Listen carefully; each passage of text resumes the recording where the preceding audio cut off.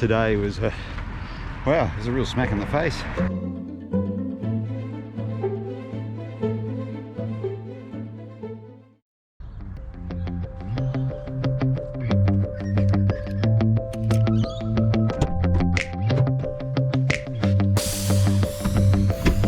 Morning guys, welcome back to the channel. Thanks for stopping by.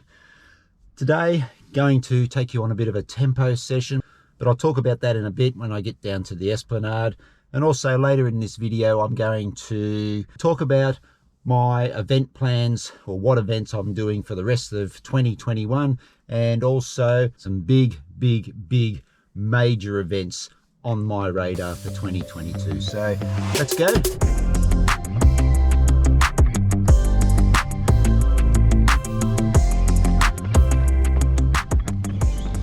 I've been thinking for quite a while about a session I can do every month that will just give me some sort of gauge on how I'm running month to month.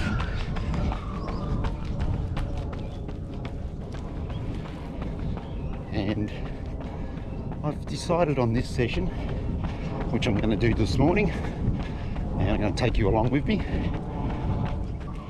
Pretty simple session,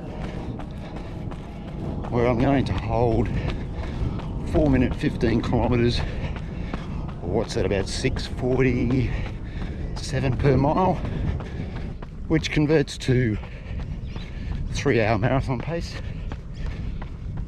Now I'm not sure how far I'll get today, but the plan is that as soon as I drop off the pace, I will call a stop to the session, and then that'll give me just a bit of a base to work on every month and see where I'm improving or going backwards. So similar to, I guess, the math test that I've done in the past, where you run the heart rate. I'm actually going to run the pace and just hold that pace for as long as I can. Yeah, so we'll see how it goes. Doing it along the Esplanade. Nice and flat, nice and early before the breeze comes up. So I'm just doing a 2 kilometer warm up, and I'll do some strides,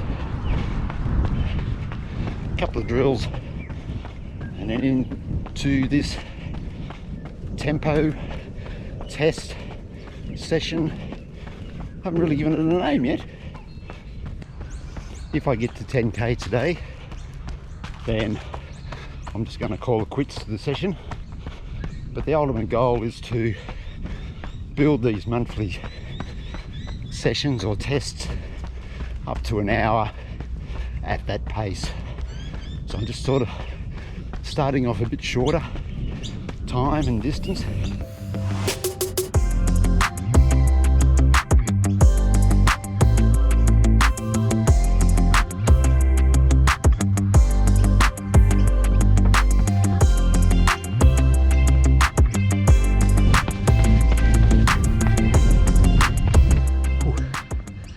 Warm up done.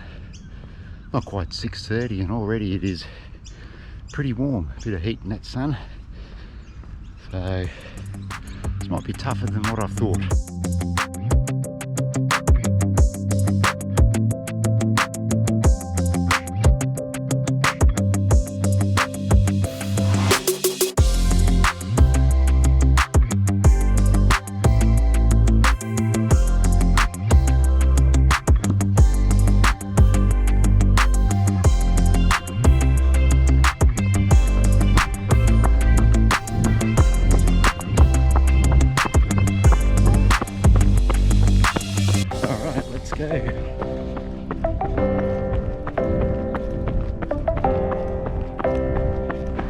First K, 4:12.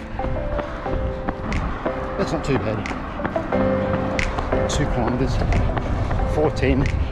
It's got a bit of a head breeze now. Not easy. Kilometer 3, 4:15. I'm not going to make 10.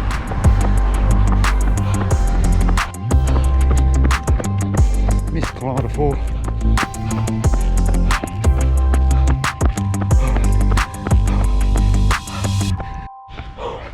Gotta call it. 5k, 4:18.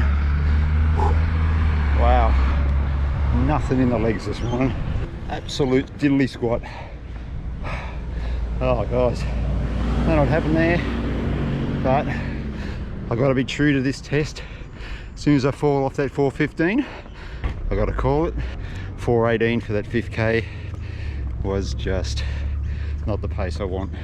Disappointing, but the numbers don't lie. That's where I am at the moment. What is disappointing though is that I did a sub 20 park run just 10 days ago. I don't know what's happened between now and then. Just did not feel comfortable right from the start of that. Video on that sub 20 is coming soon too, guys, so keep an eye out for that. Today was wow, it was a real smack in the face, but that's what these tests are about, just to find out whereabouts you are in your running journey. I ran in the Nike Tempo Next Percents. I find these shoes so clunky. It's only the third time I've run in them, but you're gonna need to run in them a little bit more just to get used to them. But wouldn't have made any difference what shoes I was in today. Just had nothing in the legs. I did do an 18k run last night, so whether this session was just a little bit close to that, I'm not sure. But that's the first test done, trying to stick to 4:15s, and want to be true to it, like I said, because I need to get a gauge on where I'm going with my running. All right, I'll wander back to the car, so it's about 2.5k for a cool down. Stick around, guys. I'm going to go through the events that I'm doing for the rest of 2021 and those big goal races. I'll catch you back at home and I'll let you know what's happening. Hi again, guys. Home now after this morning's run. Yeah, didn't go to plan, but hey, we all have good days and bad days.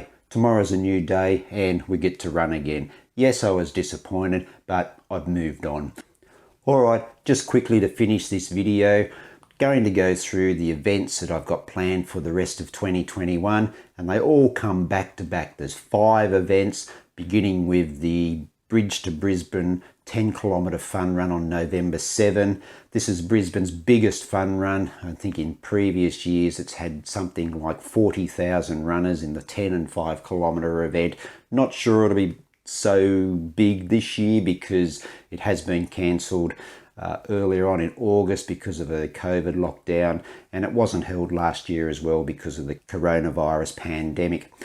Now the following week I'm heading back to the trails, 22-kilometre event at Mount Glorious. Now this is an event organised by the Trail Running Association of Queensland, and it involves 1,100 metres of climbing and 650 metres of descent. So that trail event is November 14. Then November 21, a shorter trail event, this one 10.8 kilometres at Bayview, which is in the Redlands Bay district, just a little bit south of Brisbane.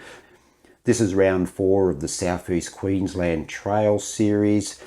Now the following week, November 28, I'm heading back to the Gold Coast to do the Gold Coast 50. That's 2 25-kilometre loops, beginning in Coolangatta and running north to Palm Beach and return along some of the most stunning beaches on the Gold Coast. If you remember last year, I ran the Gold Coast 50, but I had a really interrupted preparation. I wasn't able to do any long running because of a little knee issue I had.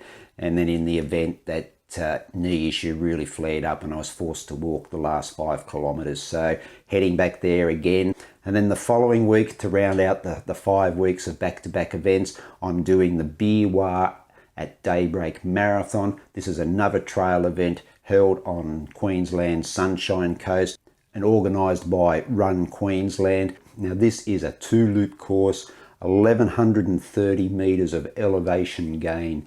You might ask, why am I doing so much trail running and these 5 events back to back? Well, it's twofold.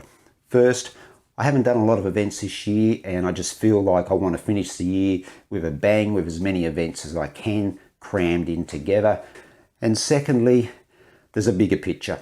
These events I'm going to be using to work out a hydration and a nutrition strategy for the 2 big goals in 2022. Is that right? Firstly, on February 12, I'm going to New Zealand to do the Tarawera 102 kilometre ultra trail marathon. I did the 50 kilometres at Tarawera in 2020 and did have an entry for this year's 102 kilometre, but with COVID and the lockdowns, we were unable to travel to New Zealand, so deferred my entry to next year. So that comes up in February. And then later on in the year, May 14, I'm doing the Ultra Trail Australia, 100 kilometres with 4,460 metres of up and down. I don't know how I got roped into doing this one, but I did originally plan to do the 50, but by the time I got around to trying to enter the 50, Trish got her entry in, I missed out, and I thought, what the heck, I'll run the 100k. So that's why I'm doing these 5 events so close together to end 2021. And also early in January, well, I shouldn't say early in January, but in January as well, I've got 2 more events which will help me prepare for Tarawera and also to allow me to get used to running trails. On January 9, I'm going to be doing an event called Hares and Hounds. Now this is organised by AAA Racing, and this is a 50 kilometre event held at Woodford, which is west of Brisbane. This is going to be a really hot event. January, Brisbane, humidity, summer, heat, all those things. It does start early, but by the time you sort of get to early to mid-morning, it's pretty warm. And then a few weeks later, January 28, I'm going to go back to Beerwah to do their night marathon. Again, that's on that 2-loop course. So that comes 2 weeks before Tarawera. And so that should work out as a perfect final long run for that 102 kilometre event in New Zealand. Now, these events coming up in November, the 5 in a row, not treating them as races. It's really to screw down on my nutrition and hydration strategy for those longer events in 2022. And it's the same with those 2 events in January as well, where I'm going to be treating them as more of a training scenario so that I can make sure that I'm spot on with nutrition, hydration, carrying the mandatory gear that I'm going to need for Tarawera and for the UTA down in the Blue Mountains. I did forget to mention Ultra Trail Australia is held in the Blue Mountains west of Sydney. Stunning. It's just a stunning place. All right, so that's what I'm up to for the rest of the year and into 2022. Let me know if you're going to be at any of those events down in the comments. That's it for this video, guys. If you've made it all the way through to this point, I really do appreciate you watching. Make sure you hit that like button. Really does help the channel to spread its wings. And if you want to make a comment, leave a comment down below. All right, until next time, guys, run free, run happy, and I'll catch you then. Hooroo.